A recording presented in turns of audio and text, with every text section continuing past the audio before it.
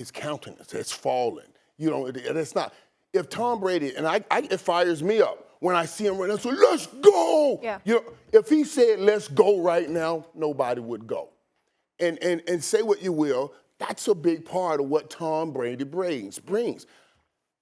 Man, I'm praying for him, but whatever it is, there's only one or two things that can put you in that position. So, you know, we can all kind of put it together, but I'm praying for him and all of that.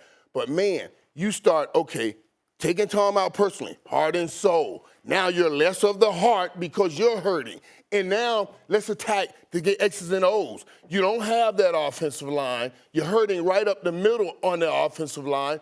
Where is Tom's blanket?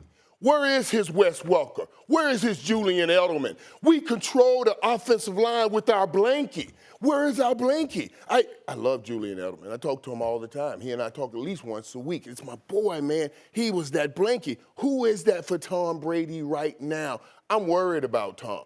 Worried about him personally, worried about his football. He plays the game heads up, and his head is not in the game right now when I see him. I'm telling you, I'm worried about the start of the season for the Tampa Bay Buccaneers because the let's go Tom ain't ready to go. Yeah, and as players and athletes, you guys know it's like the game is usually a haven. You know, get you away from the stuff get you away from it all, man. But he's dealing with turmoil on the field as well. And it's touching, and it's a tough spot. Touching the locker room.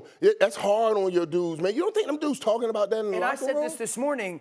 Brady's been always the kind of poster child for find the positive, move forward.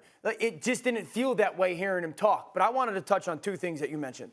So first of all, you said like the level of continuity. There is no continuity in Tampa Bay offensive line-wise. Offensive line, I brought up the other. I know the offensive line matters, don't get me wrong. But I didn't mention the offensive line. I talked about the other parts around But there's a new head coach. The only continuity is the new head coach or the play caller, Byron Leftwich, and really Mike Evans. He plays. He's talking about plays and all of that. But that's the only – there's more turnover and change than there is continuity. I don't view it that way.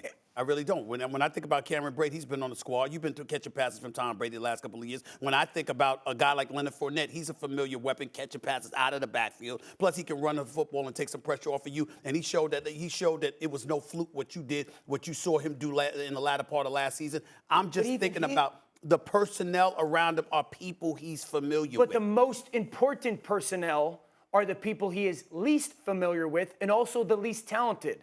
I don't care how good your perimeter weapons are. If you can't keep the 45-year-old quarterback, and we say like, well, Tom's just going to get the ball out of his hands. Right. Or if you notice, Mike Evans has never really been. He's a down-the-field guy. Never been a catch yards after catch guy. Julio certainly is. Down-the-field guy. At his right. So it's been about. And it ain't easy to just say, oh, I'm gonna go play the slot now and become that guy. 3 yards I couldn't do yards. it. I could not do it. Thanks for watching ESPN on YouTube. For live streaming sports and premium content, subscribe to ESPN+.